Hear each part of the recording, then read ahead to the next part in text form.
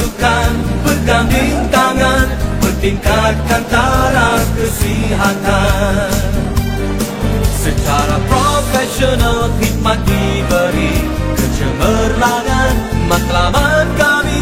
Dimanapun jua di setiap waktu, kami sedia membantu. Kami penyayang pada semua, bagi kami tiada beza.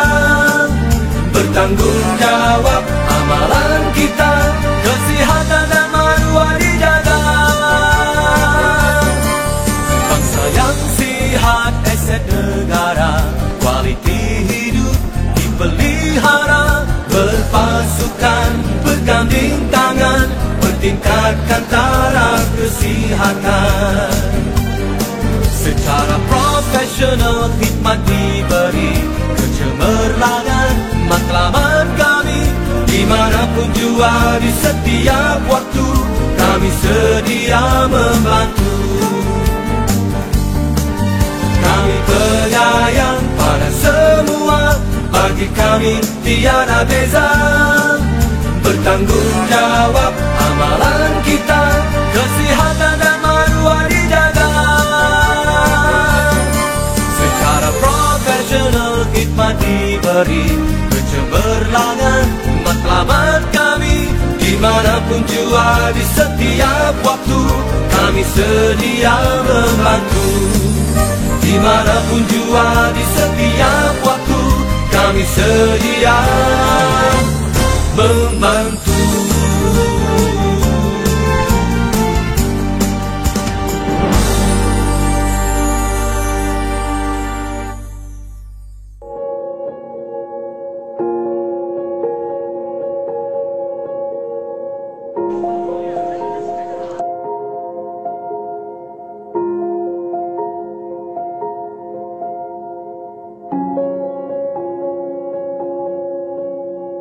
Saya memainkan peranan saya, anda memainkan peranan anda. Duduk di rumah. Saya tahu di mana anak-anak saya berada sekarang. Di manakah anak-anak anda? Jaga mereka, jangan benarkan mereka keluar. Tolonglah duduk di rumah. Anda mempunyai pilihan. Jika anda memilih untuk berada di rumah, anda akan menyelamatkan nyawa. Jadi bantulah kami, tolonglah duduk di rumah. Kita sedang menghadapi krisis COVID-19 pandemik yang agak serius. Sila bantu kami untuk bantu anda. Sila duduk di rumah. Kami sedang menghadapi cabaran yang sangat hebat. Ramai orang dalam ketakutan. Bantulah kami untuk membantu anda. Duduklah di rumah masing-masing. Keadaan sekarang sangatlah genting. Ini bukan lakonan. Anda mempunyai peluang untuk menyelamatkan nyawa anda. Tolonglah, saya merayu. Tolonglah duduk di rumah.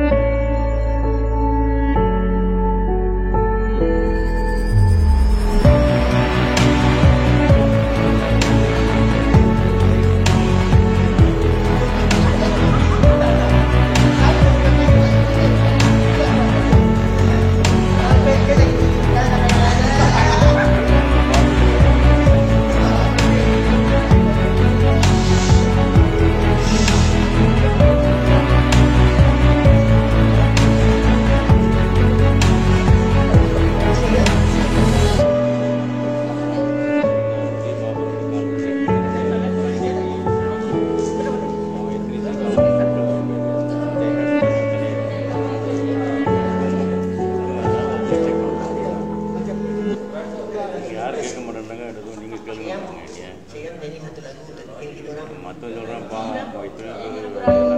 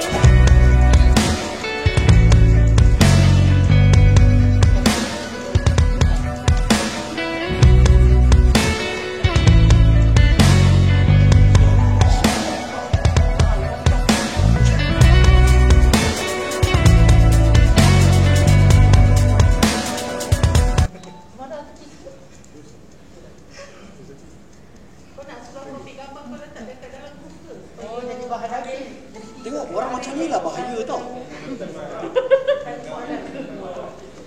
Siapa kemana-mana ni?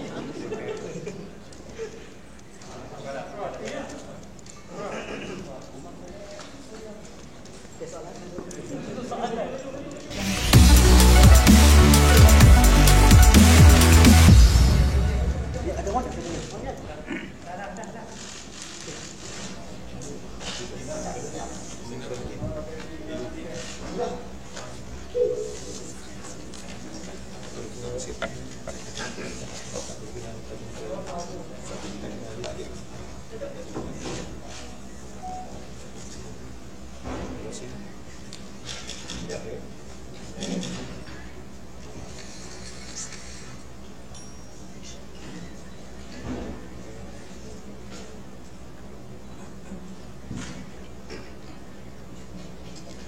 Bismillahirrahmanirrahim. Assalamualaikum warahmatullahi wabarakatuh. Salam sejahtera dan selamat datang kepada rakan-rakan media.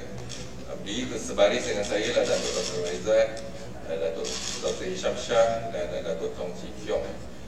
Kementerian Kesihatan Malaysia ingin memaklumkan bahawa terdapat 165 kes yang telah pulih dan dibenarkan discharge pada hari ini. Ini menjadikan jumlah cumulative kes yang telah pulih sepenuhnya dari jangkitan COVID-19 dan telah discharge pada ward adalah sebanyak 1,995 kes, bersamaan dengan 44% daripada jumlah keseluruhan kes. Sehingga 11 April 2020 jam 12 tengah hari terdapat 184 kes baru yang telah dilaporkan. Ini menjadikan jumlah kes positif COVID-19 di Malaysia adalah sebanyak 4,530 kes. Sehingga kini seramai 72 kes positif COVID-19 sedang dirawat di unit rawatan terapi. Daripada jumlah tersebut, 38 kes memerlukan bantuan pernafasan. Oleh itu, setelah kes kumulatif ditolak dengan kes kumulatif discharge dan kematian, jumlah kes aktif dengan kebolehjangkitan COVID-19 adalah 2,482 kes. Mereka telah diasingkan dan diberi rawatan. Mengikut trajektori anjuran Kementerian Kesihatan pada 14 April 2020, iaitu apabila tamatnya fasa kedua Perintah Kawalan Pergerakan, anjuran kes-kes positif dengan kebolehjangkitan adalah dijangka lebih kurang 2,033 kes. Ini menunjukkan tanda-tanda kejayaan Perintah Kawalan Pergerakan fasa pertama dan fasa kedua menurunkan kebolehjangkitan COVID-19 dalam komuniti. Oleh itu, Kementerian Kesihatan Malaysia menasihatkan orang ramai untuk terus membantu kerajaan dalam usaha memutuskan rantaian jangkitan COVID-19. Dengan kekal duduk di rumah, mengamalkan jarak selamat sekurang-kurangnya 1 meter dan kerap mencuci tangan dengan air dan sabun. Daripada maklumat terkini yang dilaporkan ke CPRC Kebangsaan, dukacita dimaklumkan bahawa terdapat pertambahan 3 kes kematian berkaitan dengan COVID-19. Justru jumlah kumulatif kes kematian COVID-19 di Malaysia adalah sebanyak 73 orang, iaitu bersamaan dengan 1.6% pada jumlah keseluruhan kes. Kes kematian ke-71 iaitu kes 3,091 merupakan lelaki warga negara Malaysia berumur 66 tahun dan mempunyai latar belakang penyakit kencing manis, darah tinggi dan gout. Dia mempunyai kontak rapat kes positif COVID-19 daripada kluster perhimpunan Seri Petaling, iaitu kes 452. Beliau telah dirawat di Hospital Tuanku Jaafar Negeri Sembilan pada 1 April 2020 dan disahkan meninggal dunia pada 11 April 2020 jam 12.05 tengah hari. Kes kematian ke-72 iaitu kes 537 merupakan lelaki warga negara Malaysia berumur 71 tahun dan mempunyai latar belakang penyakit kencing manis, darah tinggi dan penyakit jantung. Beliau telah dirawat di Hospital Sungai Buloh, Selangor pada 15 Mac 2020 dan disahkan meninggal dunia pada 11 April 2020 jam 11.15 pagi.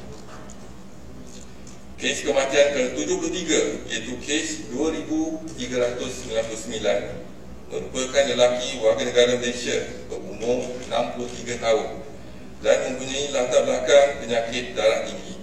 Beliau telah dirawat di Hospital Raja Permaisuri Baimun Ipoh, Perak pada 25 Mac 2020 dan disahkan meninggal dunia pada 11 April 2020 jam 12 tengah hari. Kementerian Kesihatan Malaysia mengucapkan takziah kepada semua ahli keluarga mereka. Kementerian Kesihatan Malaysia ingin memaklumkan bahawa sehingga 10 April 2020 jam 12 tengah hari dilaporkan bahawa terdapat 224 anggota kesihatan Kementerian Kesihatan Malaysia yang telah dikesan positif COVID-19. Berdasarkan siasatan setakat ini, tiada kes, saya ulangi, tiada kes yang berpunca daripada pengendalian kes yang disahkan positif dari ward COVID-19 ataupun unit rawatan rapi khususnya untuk pesakit COVID-19 di fasilitis Kementerian Kesihatan Malaysia. Daripada jumlah 224 anggota kesihatan tersebut, 41 kes iaitu 18% mempunyai kaitan dengan pesakit, iaitu 29 kes daripada pesakit severe acute respiratory infection ataupun singkatan SARI, dan 9 kes daripada pesakit yang tidak diketahui status sebelum rawatan diberikan, dan 3 kes daripada aktiviti saringan di lapangan. Kementerian Kesihatan Malaysia sentiasa memberi keutamaan kepada aspek keselamatan anggota kesihatan, terutamanya petugas barisan hadapan yang bekerja keras dalam menghadapi pandemik COVID-19 demi kepentingan negara. Justru pelbagai tindakan telah diambil bagi tujuan menjaga keselamatan dan kesihatan anggota, termasuk penilaian keperluan dan stok alat pelindung diri di fasilitis bagi memastikan pembekalan PPE sentiasa mencukupi. Semua kes SARI dan jangkitan paru-paru pneumonia dianggap sebagai jangkitan COVID-19 sehingga terbukti sebaliknya. Memperkukuhkan triaging, iaitu penilaian dan pengasingan pesakit yang disyaki mempunyai gejala COVID-19 apabila datang ke fasilitis kesihatan, serta memberikan mereka alat penutup hidung dan mulut untuk dipakai. Memastikan anggota yang merawat pesakit disahkan positif COVID-19 memerlukan menggunakan peralatan ataupun alat pelindung PPE seperti yang disarankan, dan anggota yang merawat pesakit tidak disyaki menggunakan alat penutup hidung dan mulut. Memastikan anggota mengamalkan semua langkah-langkah pencegahan seperti kebersihan tangan dan amalkan jarak sosial selamat sekurang-kurangnya 1 meter mengikut keperluan dan kesesuaian. Kementerian Kesihatan ingin menasihatkan semua anggota kesihatan dan barisan hadapan, termasuk pengamal perubatan swasta dan NGO yang merawat pesakit, perlu menggunakan penutup hidung dan mulut. Kementerian Kesihatan amat menghargai pengorbanan dan dedikasi semua anggota kesihatan dan perubatan yang berkhidmat di fasilitis kesihatan, tidak kira sama ada di barisan hadapan, perkhidmatan sokongan maupun di balik tabir. Kementerian Kesihatan akan terus komited untuk memastikan status keselamatan dan kesihatan setiap anggota dipelihara. Sekian, terima kasih. Kalau ada apa-apa soalan.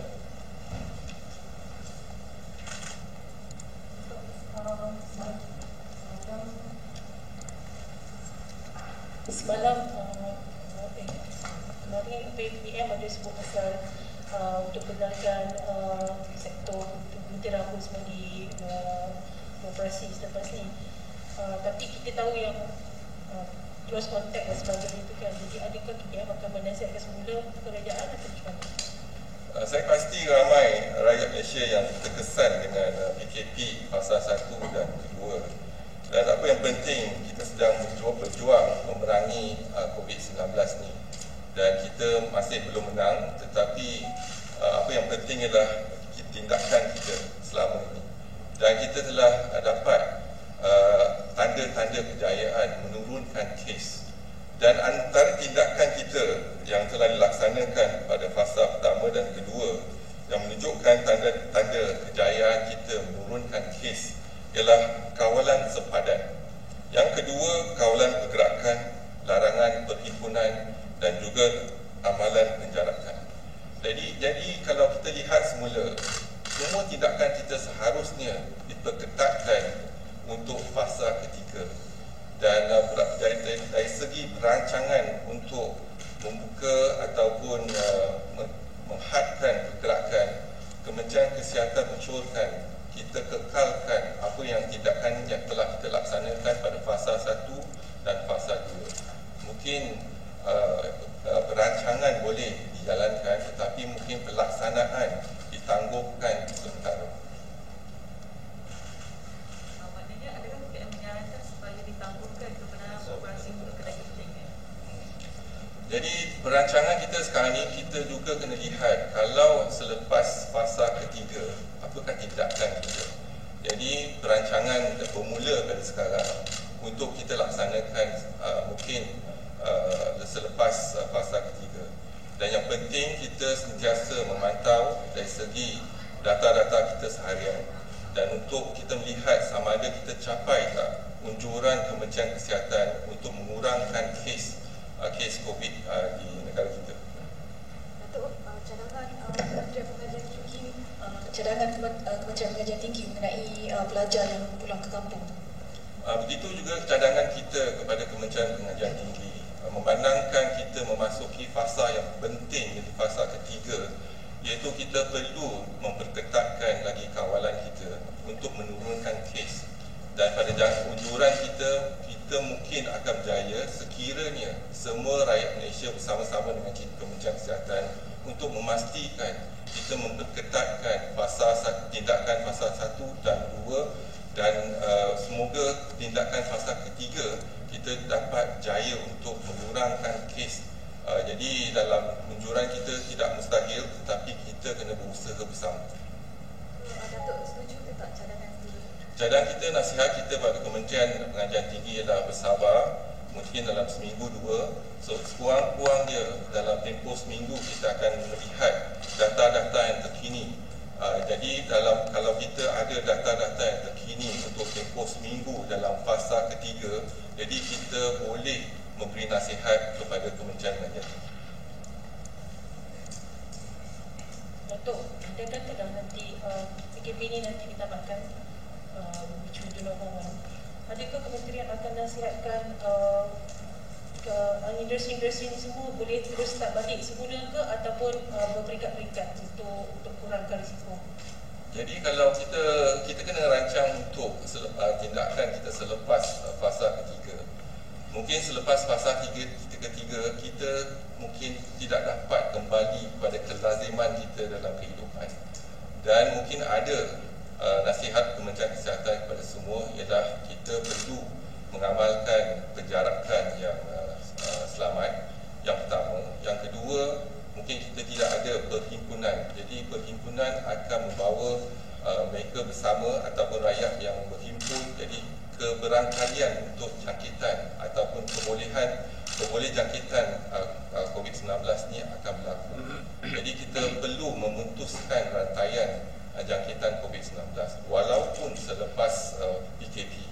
Jadi inilah nasihat kita, dan kita kena perlu lihat industri-industri ataupun cara kita melaksanakan aktiviti-aktiviti kita seharian, dan di mana kita perlu melihat pada nasihat-nasihat Kementerian Kesihatan daripada masa ke semasa.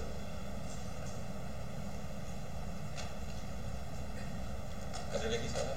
Datuk, mungkin boleh update status kawasan PKPD sekarang yang positif COVID semua? Okey. Status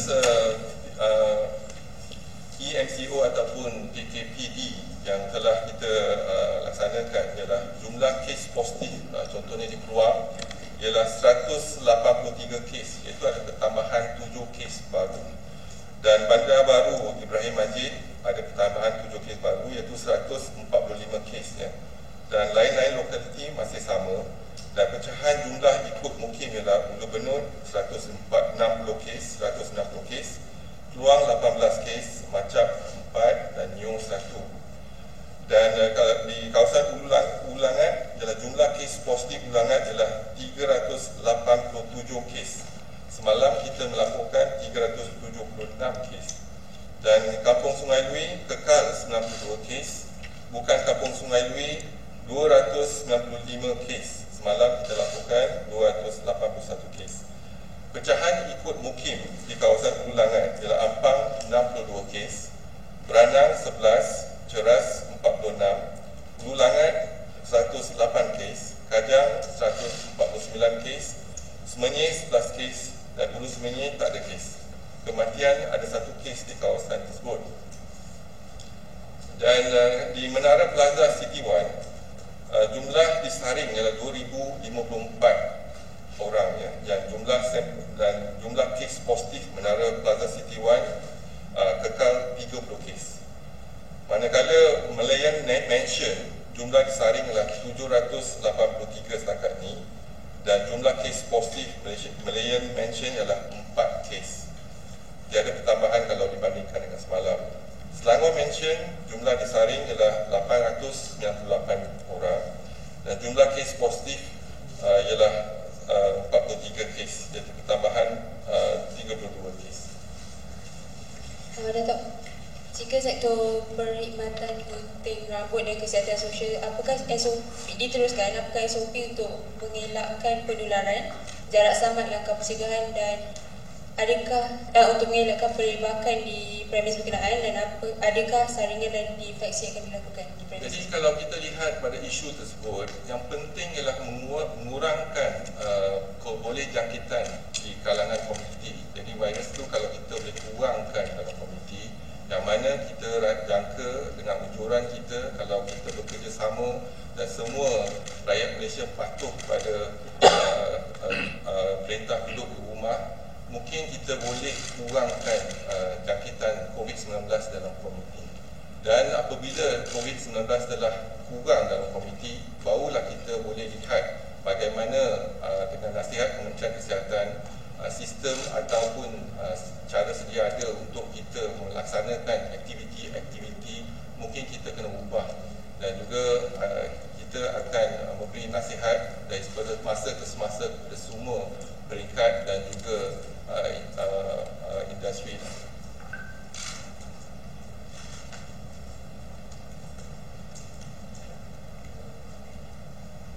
Ada masalah? Okey, terima kasih.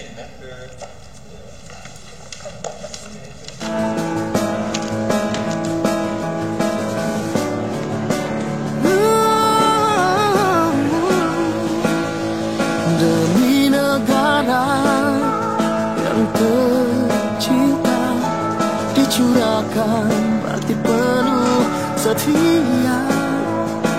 Demi raja yang disanjung tinggi, kesetiaan tak berbelah bagi kepada